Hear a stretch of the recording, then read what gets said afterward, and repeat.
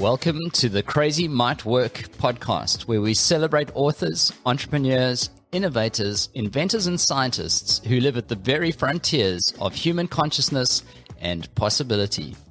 We discuss their moments of breakthrough and analyze the strategies they use to enhance their own thinking and challenge conventional wisdom.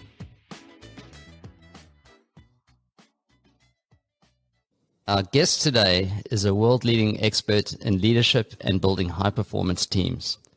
He is here to tell us how we can be better leaders by mastering the ability to shift social context. He is the author of How NASA Builds Teams and former director of NASA's astrophysics division. He launched and then repaired the Hubble telescope, which has given humanity an eye on the universe that previous generations would never have dreamed possible. NASA awarded him a very unusual second Outstanding Leadership Medal, and he was awarded the Distinguished Service Medal, which is only awarded when the contribution is so extraordinary that other forms of recognition would be inadequate. He received presidential rank awards from Ronald Reagan and from Bill Clinton for sustained superior accomplishment. Please join me in welcoming the person that has changed the course of NASA's culture more than any other, Charlie Pellerin. Thank you.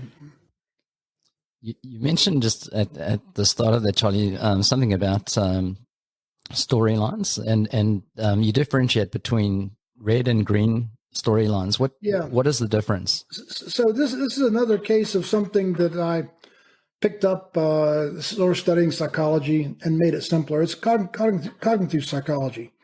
So the 4D system has emotions on one side, thoughts on the other. Psychology breaks up the same way. Freudian psychology, it's about emotions, typically repressed emotions. Cognitive psychology, it's about thoughts. So here, the storyline was a word that I made up for this. So here's the thing. A story is something you tell with informing or more often trying to persuade someone. Storyline is something that you're trying to use that way, but if it's arguable, it is not the truth. I'm going to define the storyline as that which is unarguable. 99% of what we generate in our brain and influence us are storylines, and they're arguable by some other person.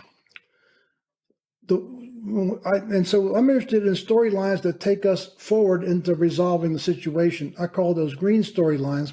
And since storylines are arguable, you can switch them. So you look at a storyline and ask, does it take me to where I want to go?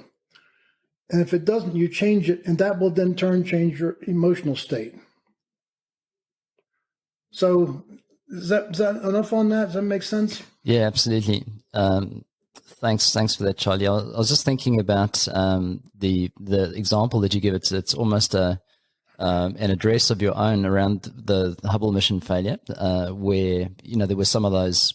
I suppose red storylines running in the astronomical society, and just the way that you addressed that with that was talk that you gave. So one of my scientists came in to see me after the mirror flaw was discovered, and he said the astronomy community is ripping themselves apart. They're writing hate mail to each other. It's really bad out there. Can you do something? And so I thought, well, there's going to be a meeting of the American Astronomical Society in Philadelphia in a couple of weeks. So I called up the chairman, and they said, we don't have any open slots. I can't take something away from a scientist. It's a research meeting, basically, but we'll set you up for Thursday night starting at 6. And I don't know how many people will come, but we'll put posters on the wall. You're coming to talk about the mirror flaw. So that job had a lot of demand on, as you might expect. So the first time I got to think about this, I'm riding on the train from from Washington to Philadelphia.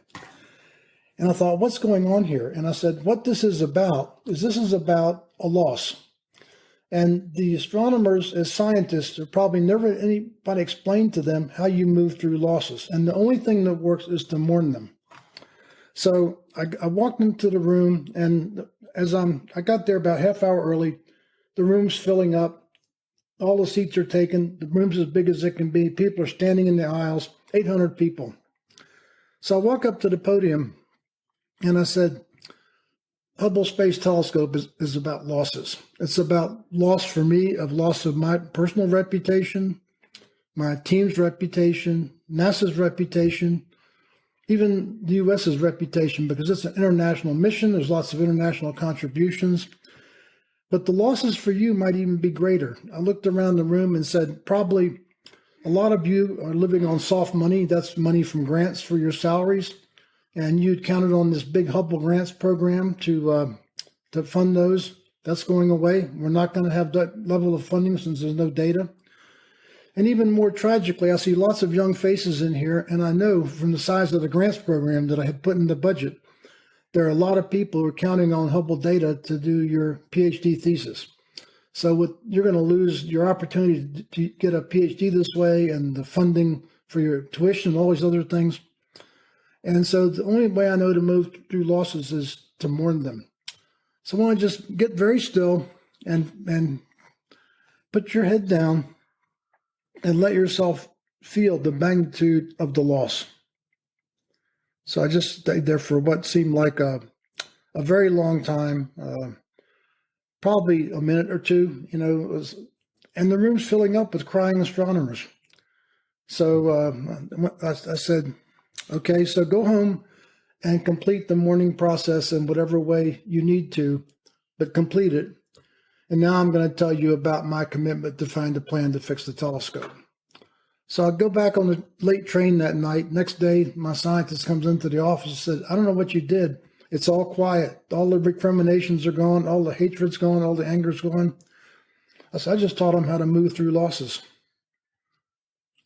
Charlie, what I love about your book is just it's full of just practical wisdom, that doesn't require a great imagination to put into practice. And well, one of those examples that came up as you were talking now is just around that idea of reframing waiting, and I think you mentioned a couple of other team behaviors, but these are the things that we actually wrestle with in the day to day. But I'd love it if you could elaborate a little on that. Yeah. So I'm an experimental physicist.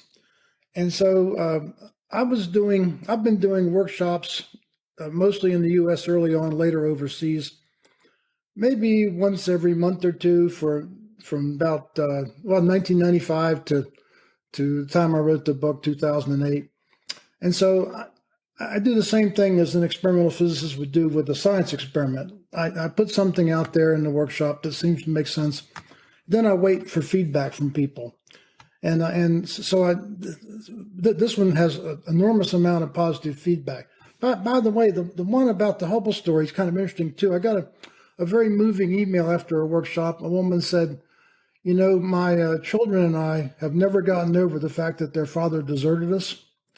And we sat down last Saturday and mourned the loss of him and what he did to us. And for the first time, we're past it. But the other one is the storyline. If you find yourself caught in traffic, and trust me, and I do a lot of work in California, and that's a big issue for people. The 405 freeway, I've been on there stopped dead at 3 a.m. Don't ask me what I was doing out that late, but that's another story. So I said, when you find yourself in traffic, the storyline of being angry about it, instead, run a storyline that this is a chance you're alone in the car. You can listen to the radio, whatever you want. You go into the doctor's office and they make you wait. Now, why we have waiting rooms for doctors, I don't know. It doesn't make any sense, but that's another thing. And so you can easily get aggravated when you're sitting there in the waiting room. Instead, think about this. It's a nice chance you can read a book. You can just have some time off. You can relax. You can just sort of think about things. And so people report these storyline shifts really work for them. And I think the thing that I like about my work is that it's mostly grounded in direct experience. It's not just imagination stuff that a lot of people do. So storyline shifts are powerful. So I'll give you an example of management of state of being with this. It takes it through the whole process. Mm-hmm. So I'm doing a workshop in China. And I used to allow questions from the floor, and the Chinese love to ask questions. They're most inquisitive people I know. So somebody asked me a question I'd already answered twice before, and I didn't have a third way to explain it. I just like, okay, I don't know what to say. So I looked at the guy and began to feel myself getting upset. And I said, I understand the problem. You're playing with your phone. It's a big problem with cell phones in China. They're addicted more even than here. So I run this storyline that he didn't hear me the first two times because he's playing with his phone. So I go back to the hotel. I hadn't been into the day. I go back to the hotel and sit down, get a glass of wine. I said, what's my state of being? I'm pissed off.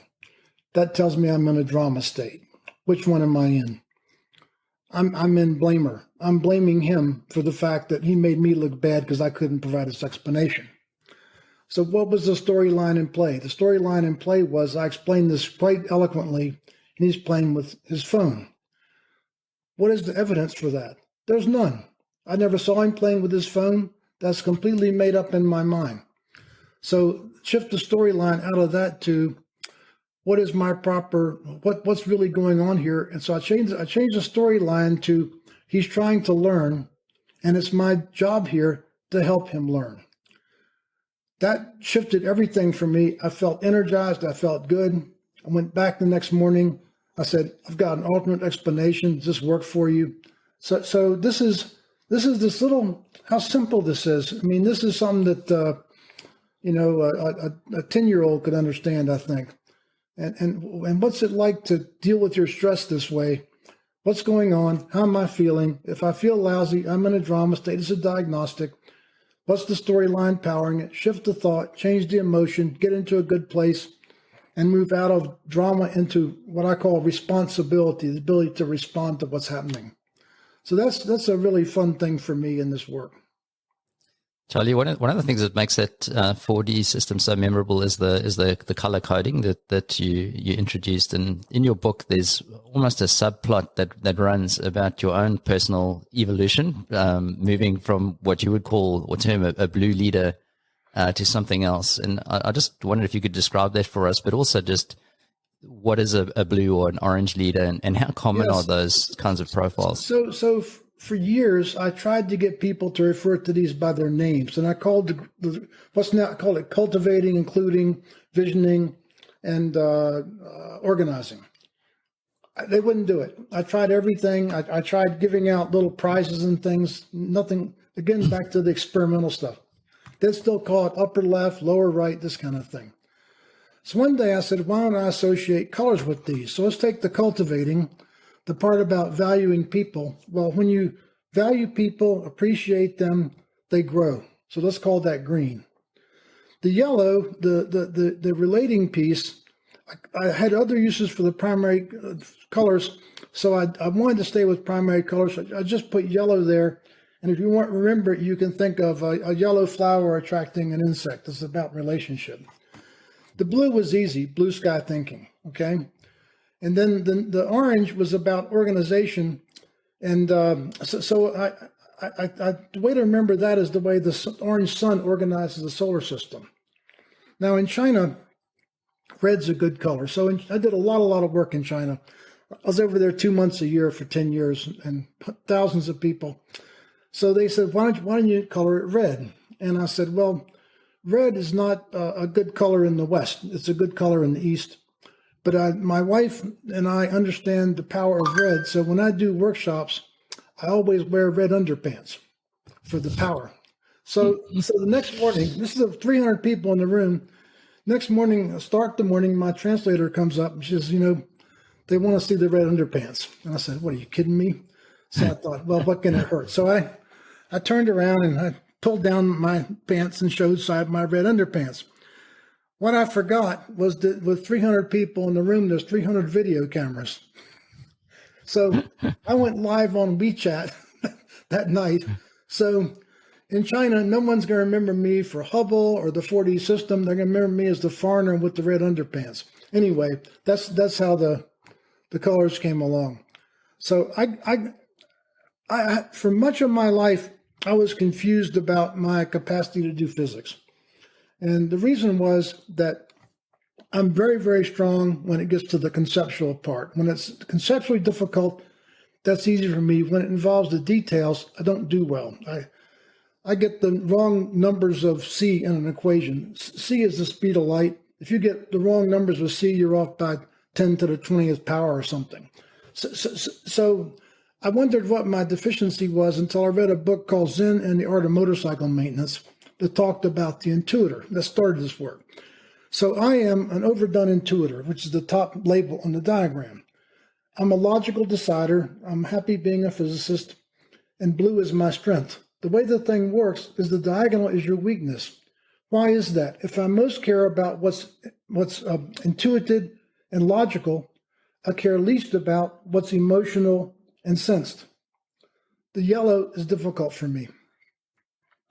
I struggled with it. I had a supervisor that I was very close friends with, and we were doing an annual performance appraisal. And he said, "Charlie, you would do better if you could learn to suffer fools gladly." So I took that and said, the yellow, I got to do something about this. So I made a concerted effort to be more relational, to be more careful how I spoke to people. And that improved my life and effectiveness pretty dramatically. The interesting thing for me is I am an overdone intuitor. That's my strong function. And that takes me over to the green, which is about developing people. So that is why I like to develop intellectual material and then bring it to people in workshops. It meets my two biggest functions. The orange I can do okay. The yellow, to this day, is challenging. So we have just one example of this.